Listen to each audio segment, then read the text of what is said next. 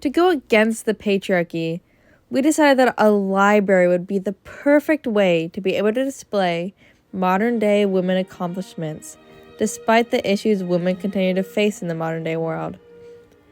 One current-day woman achievement is that of Maria Ressa. Maria Ressa is one of 18 women to have won the Nobel Prize, winning it in 2021 due to her journalism regarding the abuse of power within the Philippines. This feat shows the recent acknowledgement of women's work, which hopefully will continue as the years pass. Another modern-day achievement for women is that of Henrietta Lacks.